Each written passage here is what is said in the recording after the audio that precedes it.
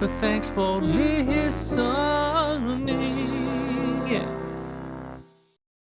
Wow, that worked. Welcome, everybody, to We Say Things, episode 275. I didn't change my macro. I just hit it after restarting my computer after weeks of not restarting, and it worked, Cinderin. Maybe restarting your computer once in a while is a good idea. Who'd have thought? Do you think it's related? Probably not. I used to be in tech support. I should have known this. Unbelievable. Yeah. How are you, Cinderin? It's been so long. I'm good, Shannon. Well, how long has it actually been? We were just talking about this earlier. This is one of the longest stretches we've had in the history of the podcast, I think, between two episodes, right? No, that's definitely not true. Well, maybe there's been some time over Christmas or whatever, but the last episode was aired 19 days ago, I think it was. So 2.5 weeks. Well, yeah, you're actually right. There's probably been a time where we went home from a LAN event and then one of us got sick for like a week and a half. So that probably made for it. Usually me. Yeah. That's true. You're right. What have you been up to? Because I've been hanging out with Lyrical and his wife and his baby. They were here visiting. I don't actually know if he wants me to talk about any of this, so that's where I'm going to stop it. But okay, it was fun having him at the house. I took him to some of my favorite places to eat. Eating is good. Did he take you for disc golf?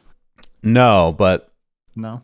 Apparently there are disc golf places here. No, he did not try because he didn't bring his. Wow. What are they even called? Discs. Discs. What do you think? I picture it as like a frisbee. Is it like a frisbee? Yeah. Okay. Like a frisbee. But no, we played pickleball, and that was. He was actually really good for never playing before. I told him he was the best player other than you in terms of first timers trying it. Wow. Has he played racket sports before or? He said he played ping pong. So yeah, a little bit. I see. Yeah. That helps. Close enough. But I just realized here that we did not take any pictures. So obviously the wife's fault. Yes. Because Nikki is the one that... Someone else's fault as always, Shannon. Yeah. What people don't know about us when we go to events is that we're so detached from posting on social media that one of us has to get the idea and convince the other person that we're going to take one photo at TI to tweet. It's been a long time since I've actively used posted stuff. I still read. I still think it's useful and interested to follow other stuff, but I don't know. I just don't have the same... Yeah. I just don't think about it as much, I guess, anymore as I used to. I think I've been actively posting and whatnot. The only thing that I actively read would be Reddit, probably. Instagram has turned into farting videos and cat videos, and sometimes both combined. The algorithm. So you probably spend more time there than Reddit. The algorithm really knows what I want to watch. It's a very complicated and robust system they have. It does explain how people create those echo chambers where they only hear what they want to hear, right?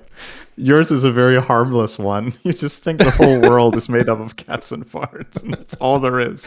It's good. There's no conflicting opinions. There's nobody who says farts are disgusting or that cats aren't nice. That's right. I don't understand why I'm getting so much pushback on these tendencies that I have. When every video I watch seems to like it, or cater to it. All right, let's thank It's cool that he went visiting, though. I gotta say. How long was he there for? Couple days. He actually did something really rude. He got here and he stayed in a hotel the first night.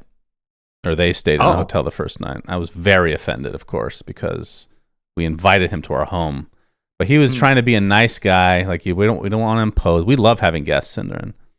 We've invited you before for my wedding that you didn't come to, if you remember. So do you consider him rude for doing that? No, he's overly nice. I think it's considerate. I don't think that's rude. There's a point of being too considerate into being rude. I'm obviously joking. I don't actually think it's rude. But what would be rude is if you told him, come to our place, we have beds ready and everything is prepared for you guys for your arrival. And then he's like, no, I'm getting a hotel. Maybe that would be rude. Yeah, maybe but next time. If you hadn't specified that everything was covered, I could see it. I'm sure he'll tell the story of why he was here. He says it's okay for me to talk. So he's part of a tribe here in Arizona. It's like the south of Arizona. And he wanted to get his daughter enrolled and like just be a part of the process essentially. But there's some, I don't know if he ever wants to talk about that stuff. There's other stuff that I will not discuss that is kind of mind blowing. I feel like Lyrical, if you're listening, having that like as a clip on stream or something would be, I think people I don't know if it's too personal, but it's very interesting. But it sounds like something he wants to try to do every year. So that's really cool. So maybe he'll be at a hotel next year. Make sure he books the hotel well in advance. Yeah. Exactly. Yeah, that's good. Okay. Thank you to our beautiful patrons. Amish Toaster, for every minute this goes over an hour, I will donate $1 to my local pet shelter. What if it's under an hour? Do they pay you? What if he keeps that name and then it's for a big patch that drops? Oh, yeah. We've had a 4-hour podcast before. That's true. So that's a lot of monies. That'll be good. $200 for the catch. Crownfall Enjoyer, Disco Farm D, Dodgers in 5, still hate Wagyu. I believe the Dodger series is guaranteed to go 6 now, if I'm not mistaken. I believe a game went to 18 innings, which is kind of, I'm not a baseball guy, but that is pretty crazy. That's literally double, by the way, if you weren't aware of the length of a regular game, Cinderin. What kind of a name for a basketball or a baseball team is Dodgers anyway? Isn't the goal to catch the ball, not dodge it? How does that make any sense? What is a Dodger? Is it an animal or something? No, it's not an animal. I never thought about that one. You always think why would of the you interesting dodge things. the ball in baseball? You want to catch it.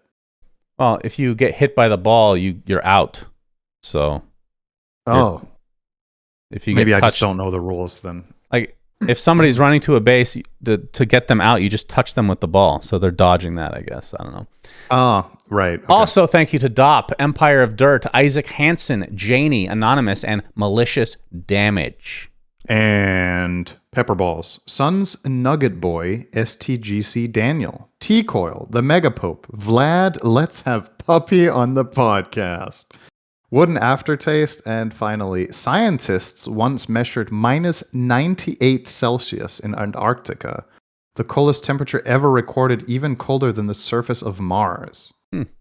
Mr. Niebling. What's that not in Kelvin, to Fahrenheit? It's probably the same. I think they align at a certain point. Minus 144 Fahrenheit. Yep, that's right. Exactly the same. That's the same as 98. You are correct once again. That's crazy. That's interesting. Wow. Well, that's not going to happen again, I assume.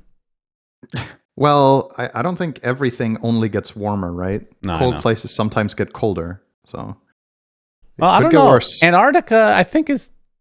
Okay, I'm not going to say anything stupid. I'm sure I'll say other things that are stupid during the podcast anyway.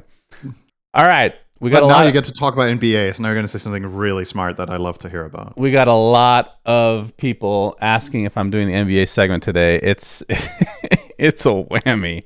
Let me tell you. Oh, no. There's an NBA gambling scandal right now.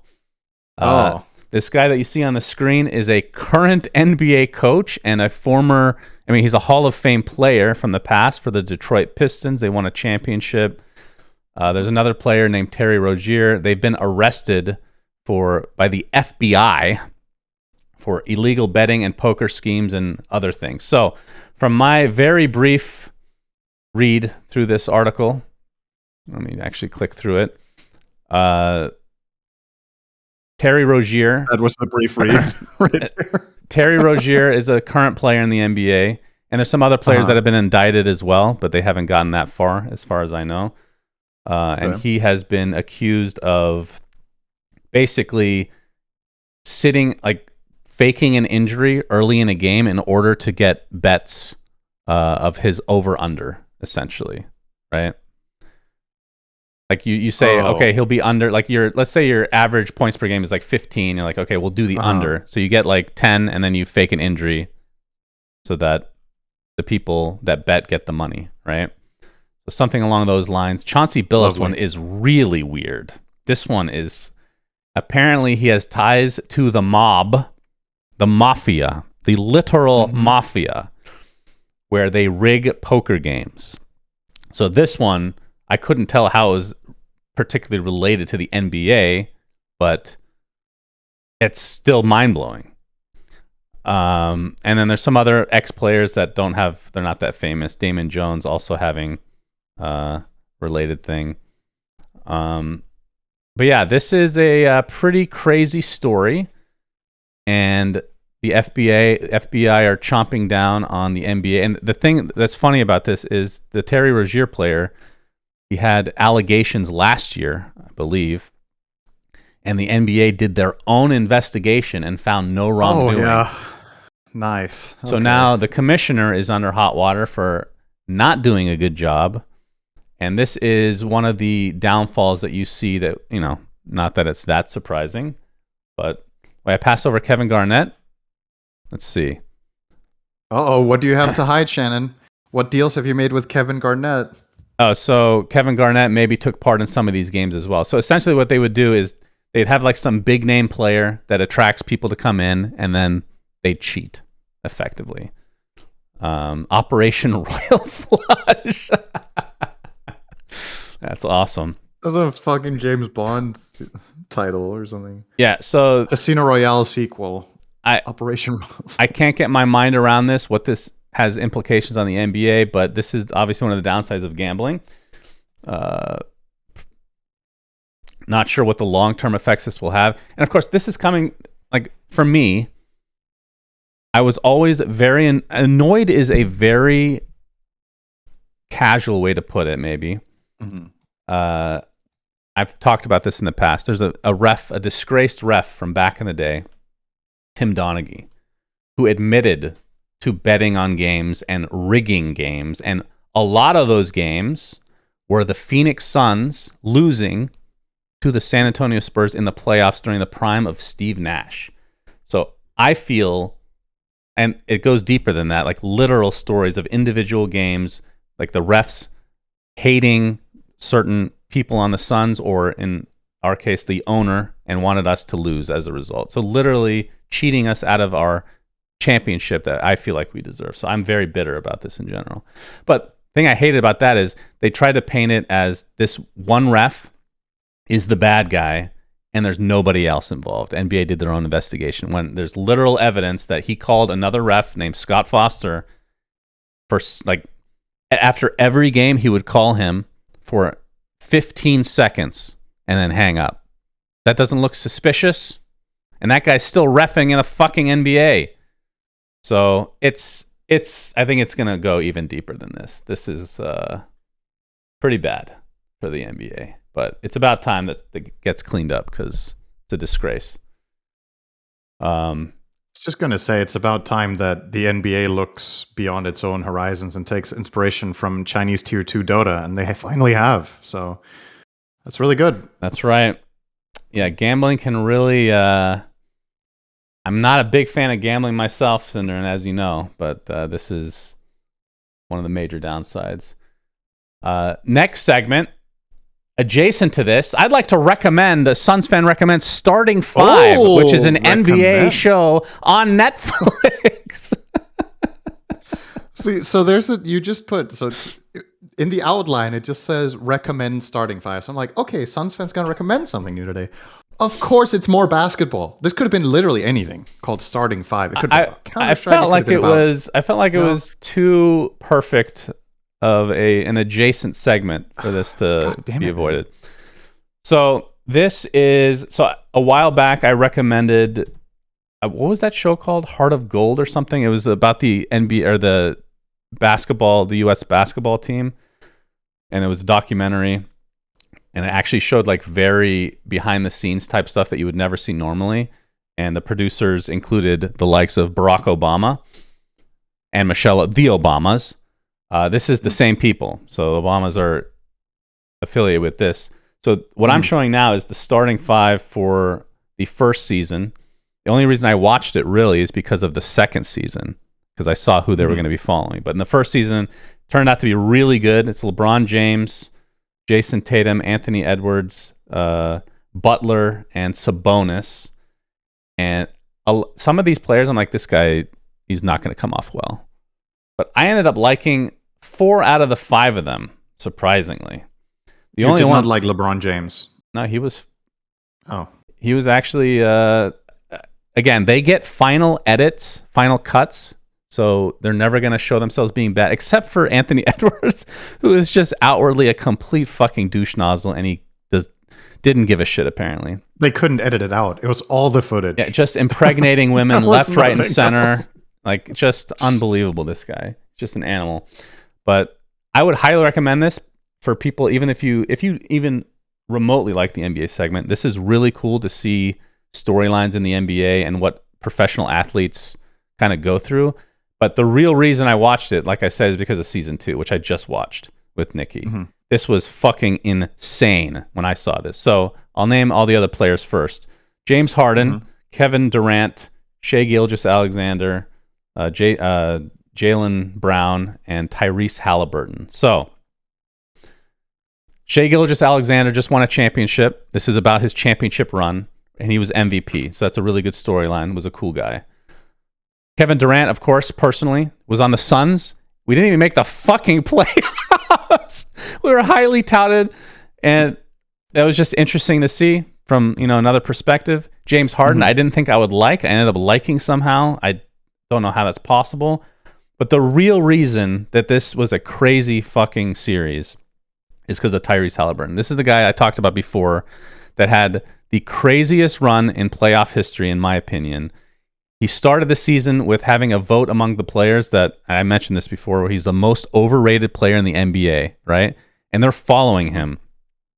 And then he goes through the playoffs. They get like the 4th or 5th seed, and they start destroying every team.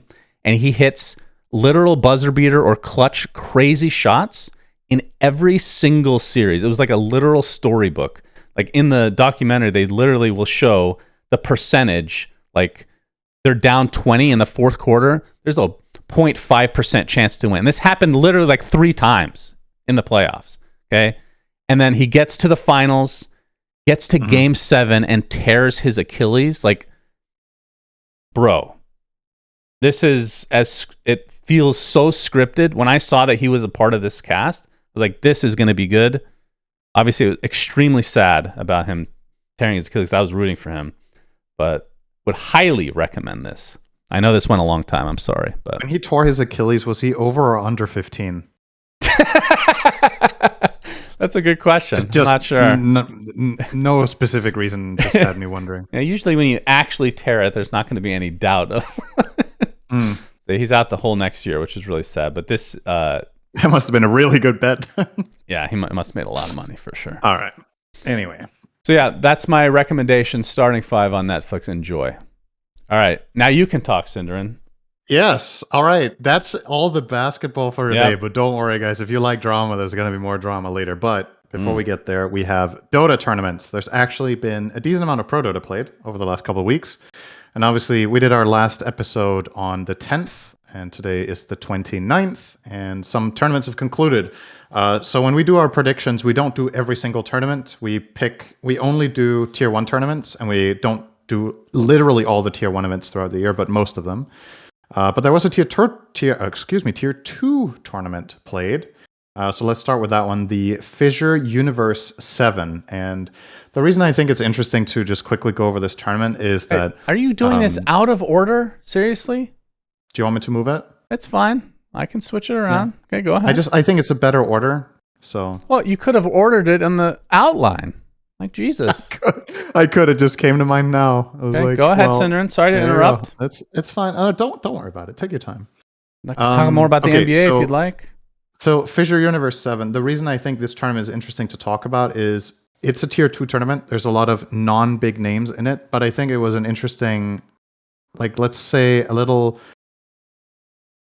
perspective into how the teams stand right now, right? Because some of the teams in the tournament are tier 1 participants, such as Heroic, Mousesports, Liquid, and Nigma Galaxy, and Aurora.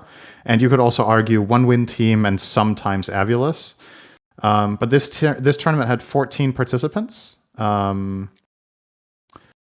I think we should just go over the top 4, to be honest. A lot of the teams that didn't make it very far aren't particularly known. I guess if you want to do an honorable mention, it was another atrocious tournament for OG, who are still not finding their footing at all. They got disbanded, right? Yeah, I mean, I don't really know what what's left. What OG are going to do in the future is going to be interesting to see as an org in general. Like Dota is one thing, but just the org has not found much success for a while now in multiple games. So obviously, it can get very difficult if nothing clicks for a very long amount of time with the money that you have. So anyway, top 4.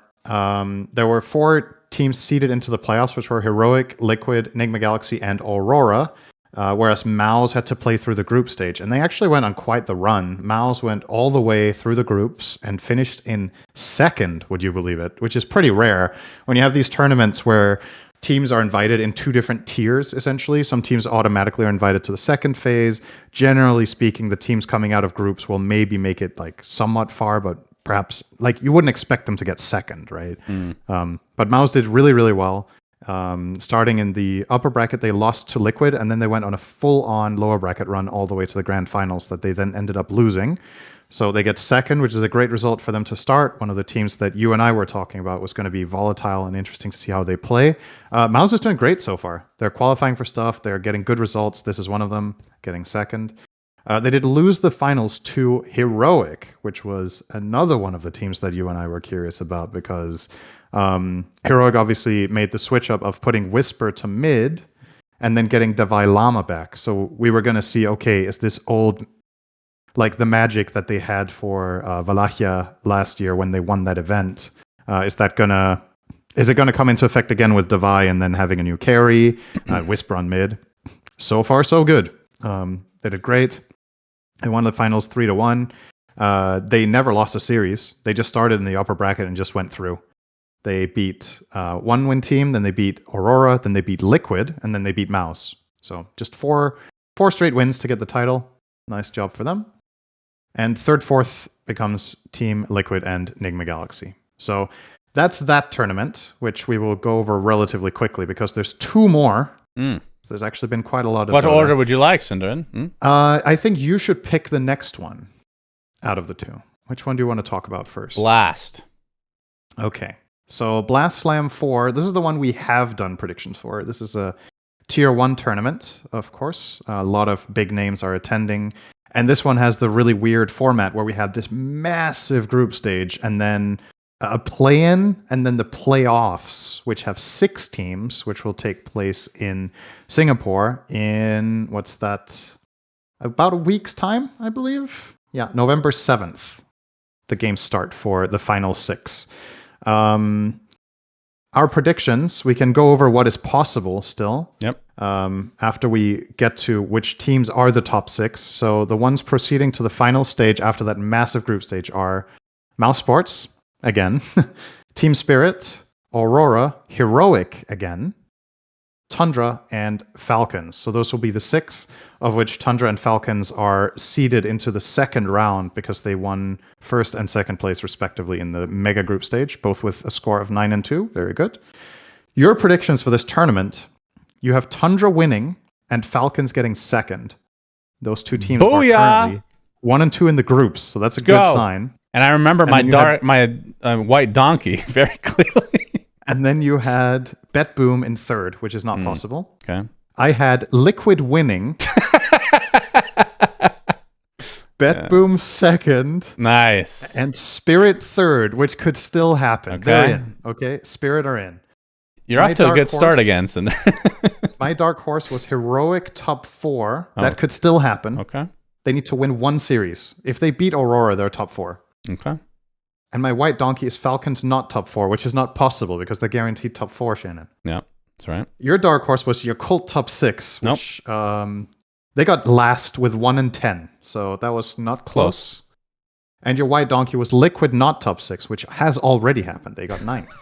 So can I just pick Liquid as white donkey at every time? It feels like a really high percentage of being right. At some point, the threshold for what's a white donkey goes down, right? But I think not top 6 here was reasonable. Anyway, you already have points, and you have a really good chance of getting a really nice start.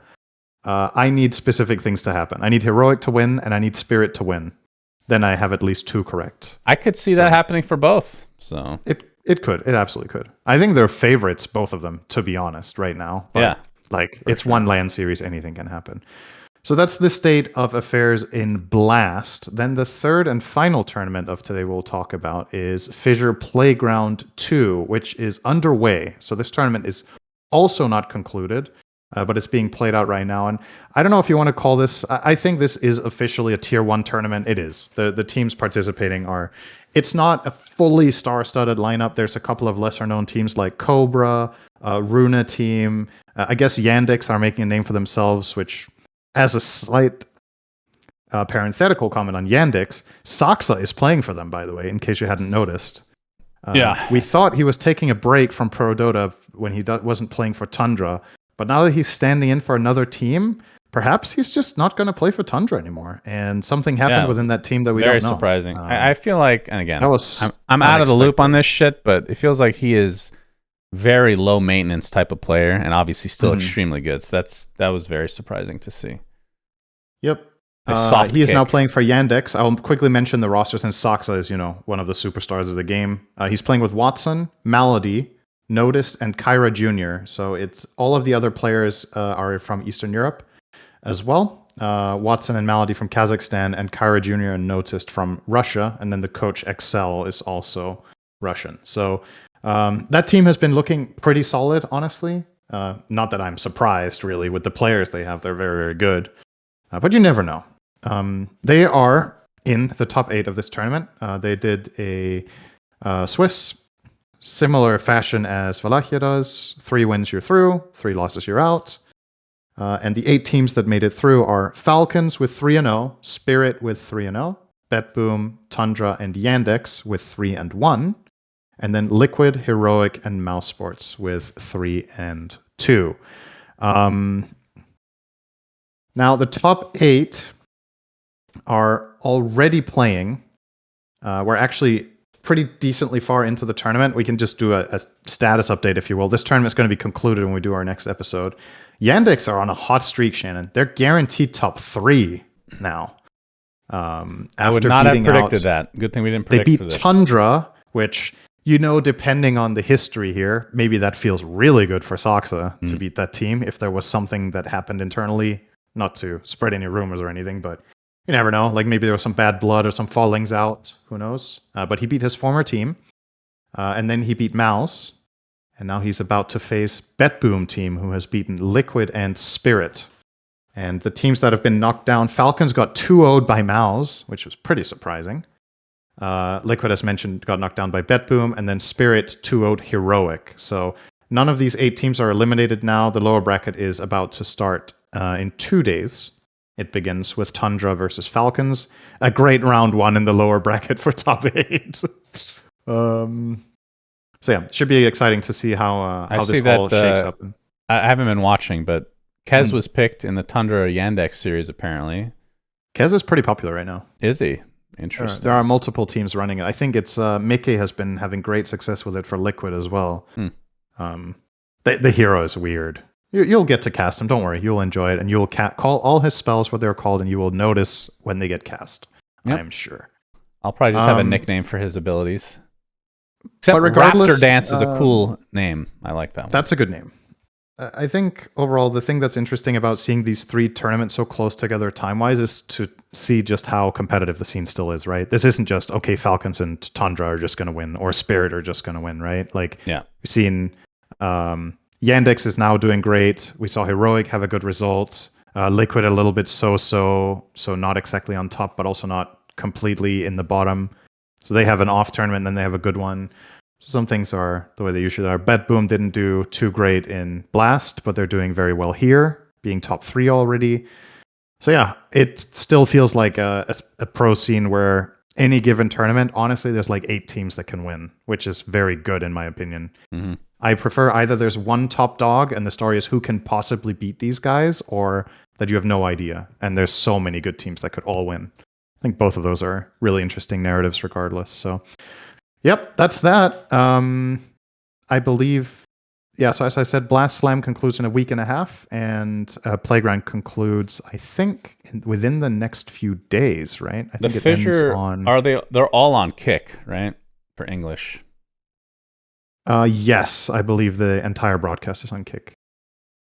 Playground ends on November 2nd, so it finishes in the coming days here. It ends this weekend. So when we do our next episode, either one or both of these tournaments will be concluded, depending on what happens in the scene in between. Yep, that's your pro Dota update. I guess, I suppose there's one more bullet point that we will get to in a moment. But first, let's talk about how does YouTube got hacked. This was so funny. This was a while ago now, but yeah, the official Dota YouTube was hacked to hype up a supposed Dota 2 launch official meme coin. Hurry up was the title of the stream. The official Dota 2 meme coin is finally launching. Join the stream to see what it's all about. Memes, madness, and money. Don't miss your chance to be early. The hype is certainly real. Dota meets crypto in the funniest way possible. Now, the real question is, do you think genuinely, anybody fell for this? Yes. You're how many people, Absolutely. if you had to guess, fell for this? I don't have a number, but the reason these scams still happen is that people fall for them. Otherwise, the scammers would have stopped, because then it's not worth it, right? I guess it's not worth all the efforts and the resources and the time that goes into this if nobody gets caught by it, right? And I'm not here to laugh and point fingers at people that fall for shit like this. I think it's sad, right? Like, it's people who are gullible or, are maybe just uninformed and fall for it and throw some money at people and just get scammed. I think anybody who gets scammed, I know some people like to be like, haha, you should have known better, you're a dumbass or whatever. I never really have that angle. I think when people get scammed, it sucks. Like, this could be your hard-earned money. Maybe you really need it, but you were like hopeful, or you have a little bit of disposable income, exposable, right? Not expendable, exposable income that you could just throw at something, and then then it becomes disposable really fast, right? So it's just shit. Supposedly, I think this wasn't only Dota, by the way. I think this happened to multiple games. I think other big YouTubes. Really? Something tells me it happened to Riot as well. I could be wrong. So this is confirmed that this was actually a scam and not a prank, as in just doing it to be funny. I didn't really click on anything, obviously. Right. I can't confirm because I don't know anybody who fell for it, but if this was a prank instead of a scam, I think it's, then it's less malicious. Then it's just funny. It's kind of funny, right? But considering how this is set up, I'd be very surprised if it was just a prank. I think it's a bit more than that. But hopefully nobody fell for it. Make sure you write in the comments if you fell for it and how much you lost. That was a joke, Shannon. You can laugh. Okay. Ha. All right, and then the true drama. Oh, yeah, the true drama. This, I don't even know what to say. So this is literally unbelievable. I thought this was fake. Stinger apparently went on Peruvian TV for one of these like Jerry Springer type of show, or I guess it's Maury is the equivalent. Mm-hmm. And it's with his like ex, because he's been under the assumption that the kid that she had was his, but not only was it not his, it was Pakazs. This is like we talk about drama with players like not liking each other, or, puppy breaking a monitor, stupid shit like that. This is real crazy shit drama. Right. And first impression, it's more mind-boggling than anything. I don't know whether to laugh or cry, because obviously this is extremely sad on one side for Stinger. But why the fuck are you on a TV show finding this out? Like, I thought these were literally... Right. I genuinely thought that these shows were scripted. Is this like real? Yeah. Like, did he not know and went on the TV show to find out? Is that actually a thing people do? Because I figured this was mostly scripted. The first thing, the cynic in me, I had the same type of thought, right? The cynic in me was like, when these scripted shows had, let's say, right, like what did you call it? Jerry Springer and Maury, was that what you said? Yeah. My impression with those shows is always, or not always, but has been that I think there's maybe some truth to some episodes, and I think some of the episodes are just purely scripted, is my assumption, right? So I was thinking, is there a chance that this is not real? But then you're like, well, the episodes when that happens in those TV shows where it is scripted is with people that are not famous. So they don't have like the same stake in their reputation or whatnot, and people aren't gonna, necessarily see them again or whatever. Maybe it's like some close friends or something see it and you just laugh it off and you're like, hey, we made some quick money. We don't really care. These two players are superstars, right? Like they're really, really big in South America. So I think that if you think of it that way, there's no way this is just scripted, right? Because why would they hurt their reputations like this in order to make a quick buck on TV when they're making a lot of money with Dota, right? And they're like incredibly skilled players. So, I was very quickly like, I kind of refuse to believe it's not real. But then the question is, why do you sign up for it anyway? You know what I mean? Like, I'm trying to put myself in this position as a person where this happens to me. I would never go on TV with it. Like, so Panda in the comments is saying, need more context. Stinger knew the kid wasn't his. He had a vasectomy 4 years ago. So, like, obviously, the whole thing is in Spanish. I tried to watch the video. Yeah, I tried to watch there's no English subtitles. So you just have to go off comments and what people were saying. Well, there's the YouTube auto translate, which is not the best.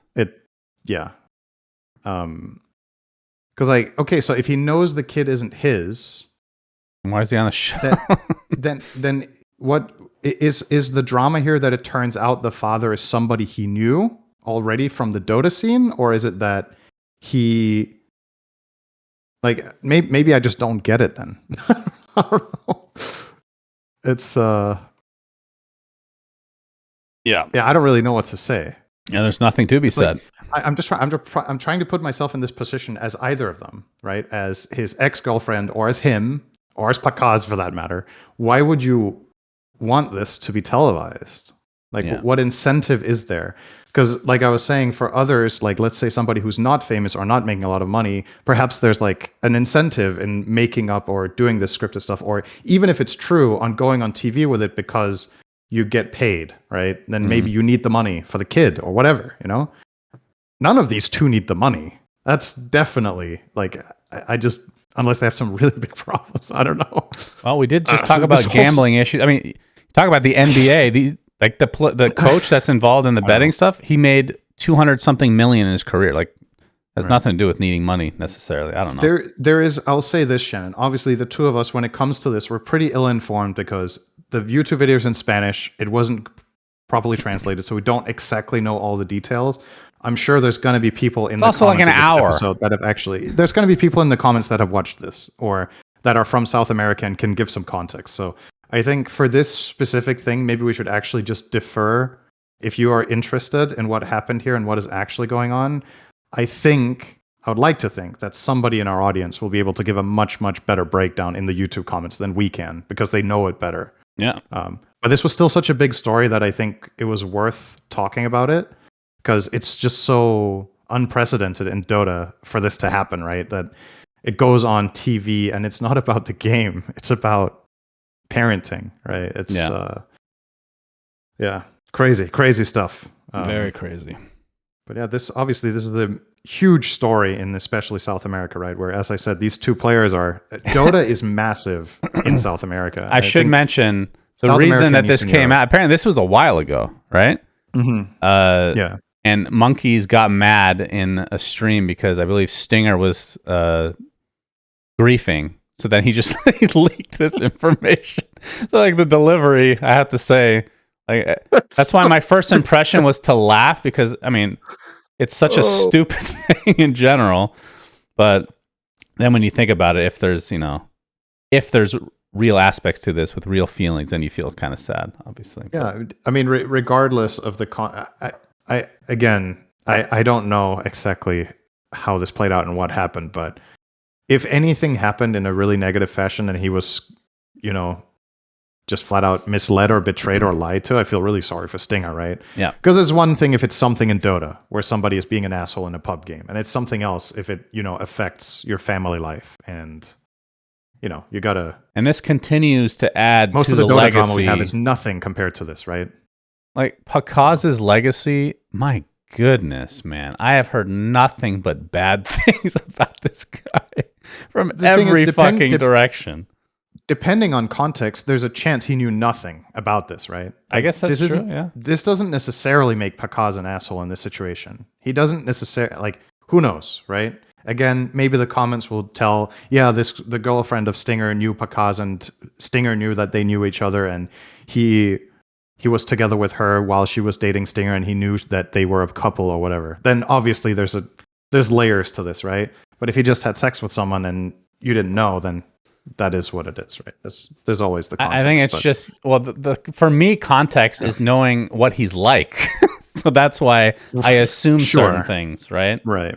I mean, it makes it more like, it would make you more likely to believe if you were told that he did it knowingly. 100%. I could see that. The character of a person obviously plays a lot into this. But yeah, the fact that this got on Reddit and became a big story because Stinger griefed Monkeys Forever's pub, it's just, the way this became a big story is really funny, but the story itself is sad, right? So it's just such a weird dichotomy. But like, how did Monkeys know? Like, why does he randomly pull this out of his ass that he knew this? According to chat, we're ill-informed on this again. The clip was one day after the TV show aired, so it actually wasn't. I thought this was like months ago, and nobody noticed. I don't know how. Maybe I don't know if it's live when it gets aired, right? That's true. So maybe he knew the story before it aired or whatever. Potentially, like depending on how word spreads, right? Maybe the thing that gets shown on TV might have been recorded a month prior, and then Stinger has told someone, and someone has told someone, and then Monkeys. What does Monkeys find out? I don't know. It's just so weird. What a story, though. Yeah, what a mess. I don't think we'll ever see anything like this again. That's crazy. I hope for everyone involved that there's some sort of resolution to this, right? The worst thing is if something like this just you carry it with you forever, right? Yeah. For sure. So I wish the best for them in that aspect. Okay, Shannon, that was that. Now we actually have, would you believe it, more drama, but this is not about Dota anymore. So Counter-Strike 2, crazy. They came out with an update that made it easier to get a bunch of different types of cosmetics, which has now crashed the entire, this is the TLDR, has now crashed, the entire market, and people that have been collecting very valuable cosmetics throughout the years, and there's some very expensive ones, by the way, they have now been screwed, essentially, which you could say, blame them for, investing in something that could just be shut down at any time by Valve. I mean, they've done it in Dota, right? They literally did this in Dota over 10 years ago at this point. But of course, this is on a different level because there's way more money being put into the Counter-Strike cosmetic scene. If you're an audio listener and you can't see the image on Shannon's screen right now, what we're talking here is that the Counter-Strike skin market is valued at about $6 billion US.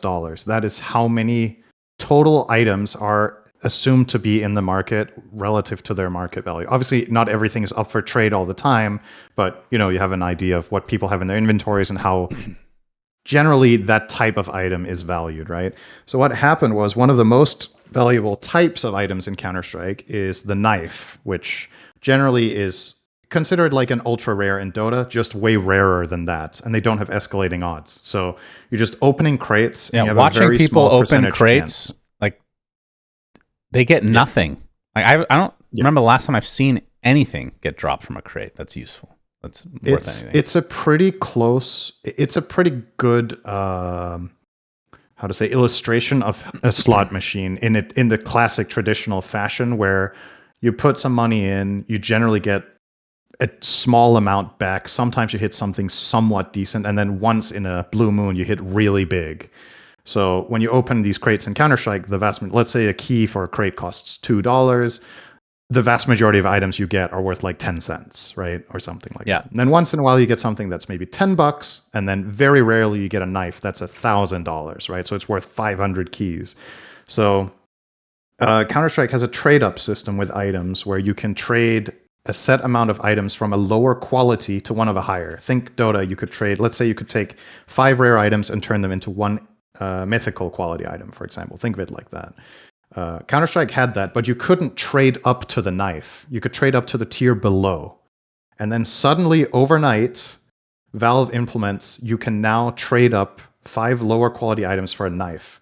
Now let's imagine the knife is worth $1,000 and the items that you could trade up were worth, like, let's say $40 each. Then 5 of those items would cost $200. Now overnight, your knife that was worth $1,000 is now worth $200. It lost 80% of its value with a flick of a switch. And you had no way of knowing it was coming. There's no... If there was a clue, obviously people would have sold out, right? They would have... The value of the knives would have dropped, but they didn't. Yeah. So effectively, overnight, knives plummeted, and the items that could be traded up for knives increased in value. So if you had those, they suddenly became more valuable. So it's just like seemingly completely random. But ultimately, the total value of the market is way lower because the knives, because of their prestige and their rarity, were assigned a much higher value than the items that you can trade up, even after adjustments that just happened. So the thing that's so crazy about this story is, it says here it loses about $3 billion overnight in terms of value with these knives, right? Mm-hmm. Valve can just do this, you know? Yep. They can do it because they think it's better for the game. They can do it because they think it's better for the market. They can do it to combat scamming, whatever motivation they have. Frankly, I don't know. But it just goes to show how dangerous it is to invest into digital goods in this way and consider them an investment. Because unlike, let's say, stocks or something that you have in bonds, whatever, that are more like regulated, this is effectively one company that just chooses the value. And they can just decide, we think knives are worth too much, or we think it's too difficult for the average player to get cool shit, so we're going to make it easier. And you suddenly just lose... Like, some people had inventories with countless knives. Like, there are definitely collectors here that have lost a 6 or 7 digit amount of dollars overnight. Because there are some crazy collectors out there that had ludicrously valuable Counter-Strike inventory. I'm reading some of the comments that are coming in, and first of all, I can understand these comments where illegal gambling ruined, I don't care, agreed, good move by Valve. And on the surface level, I feel the same. Mm-hmm. But there's more to it than this. Number one, allegedly, there have been people that have literally committed suicide because of this change, which you could say, okay, that's their problem for getting themselves into it. There is a certain level of responsibility that has to come from Valve, though, for catering this for so many years. Right. Like, I think you and I have talked about it. I think this is the CS cosmetic system is literally gambling, but children can use it. They can get hooked. Yeah. It's created this culture within Counter-Strike. And I think that's on the devs. That's a responsibility of theirs. And they've kept it unchecked for the most part for how many years now, you know? Mm-hmm. And obviously, if people are literally committing suicide, that is fucking crazy. But that means that they put a lot into it. So there's more. It's not like on some level, I'm like, yeah, they needed to do something about this. But the question is, why? How long has it been like this? It's been 15 years, 10 plus years. And it's a complex thing, right? Because I think you and I both agree that it should have never got to this point. No. But at the same time, you can't. It's also not strictly only Valve's responsibility, right? It's also you as a person who chooses to engage with this system and chooses to invest a large chunk or maybe even the majority of all the money you have in the world into a video game. You are taking on the risk. Yes, Valve are providing the platform, but you should also perhaps not overexpose yourself to this market, if you will, right? It's kind of like throwing, if you want to put it on in simple terms, it's like there's a new crypto coming up. You throw 60% of all the money you own at it, and then it crashes overnight, and you're like, why the fuck did I do that? It's not the same thing, but you can see where I'm coming from, right? It's like, it's this intangible thing that you can't, like, the value that these items are assigned them because of a rarity they have that could change at any point. Just like certain cryptos can just lose their value or suddenly boom for seemingly no reason. I personally don't touch crypto myself because I just don't get it. And I'm not this is not me giving advice and telling people, hey, don't do this, don't do that. That's totally up to you. I get people investing in stuff. I get it. It's not for me. But to me, this is a little bit akin to that, where it's just like you have a really valuable inventory until you don't, and it's out of your control.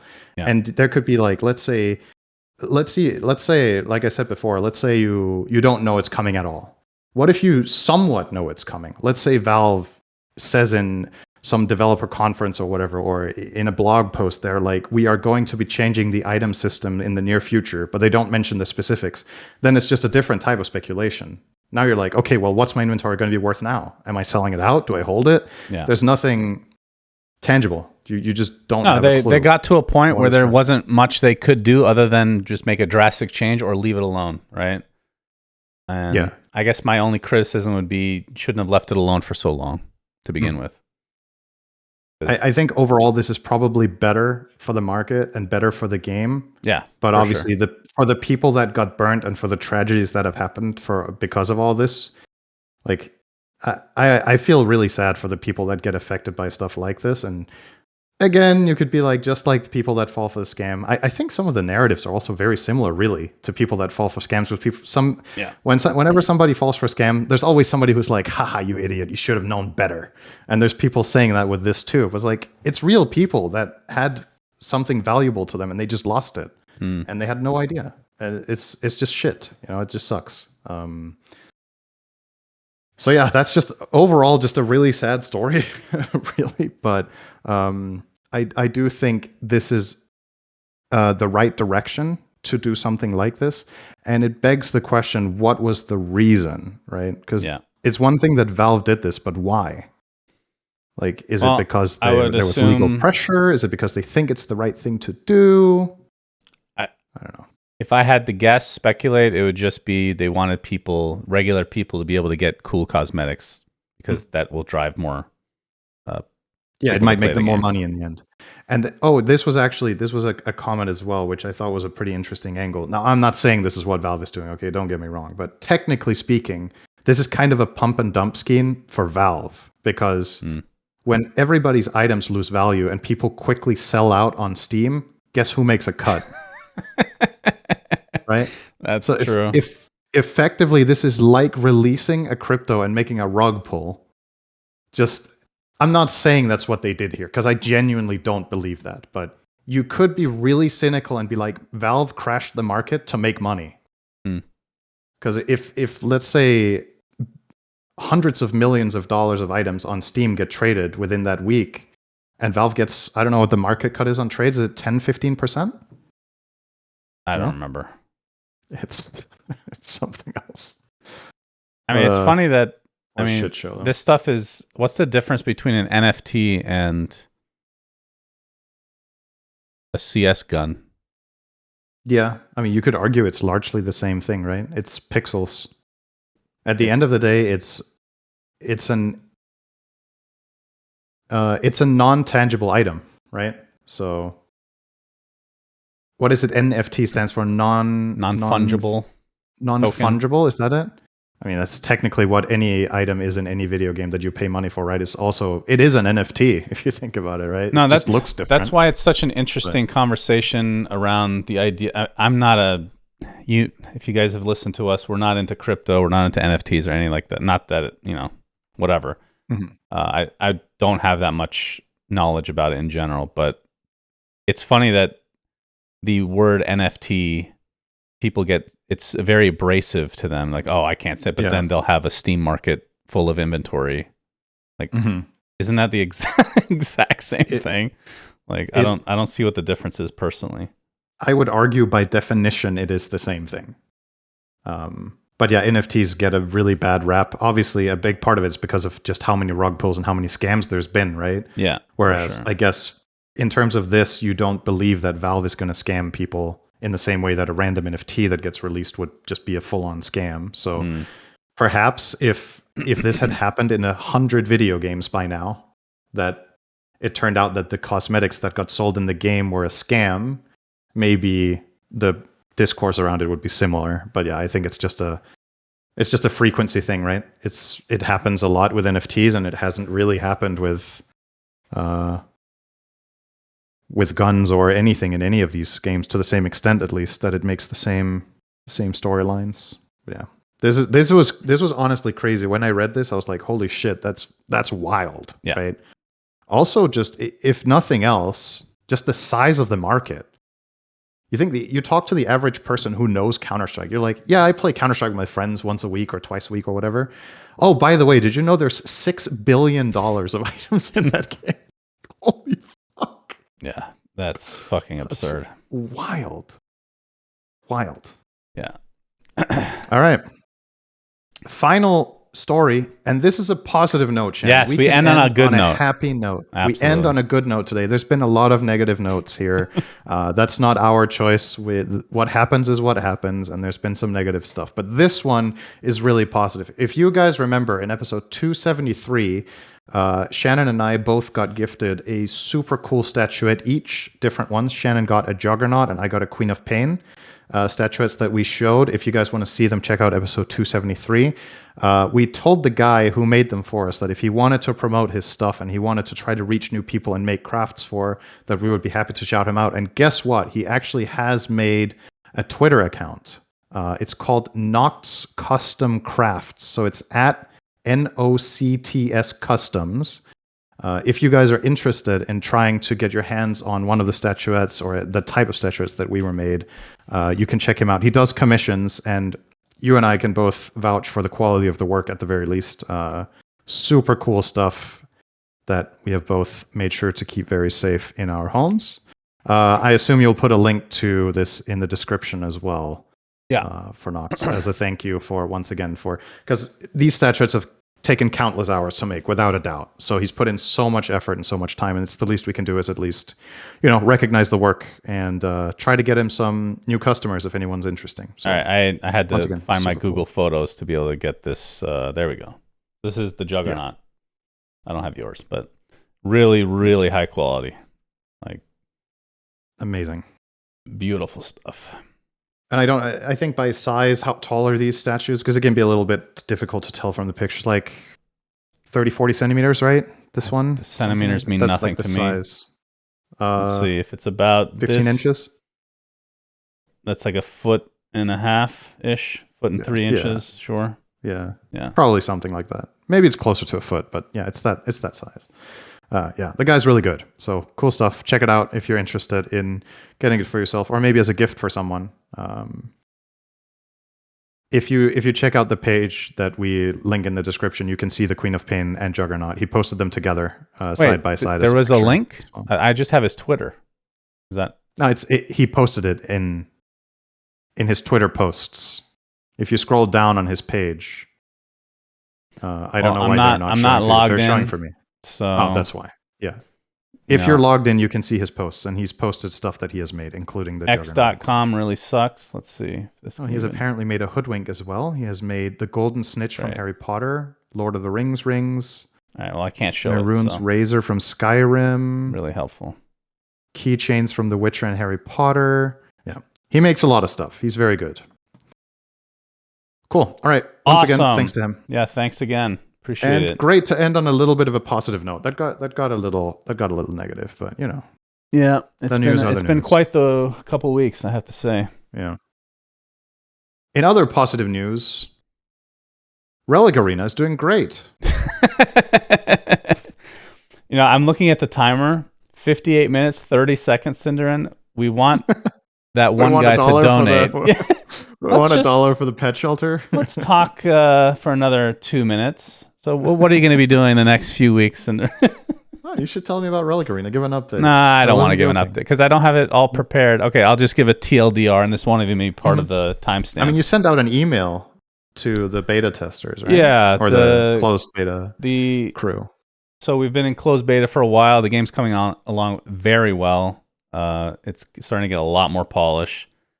And we're going to be doing the next and final phase of closed beta, which there's no good name for it, so it's just called the final stage of closed beta.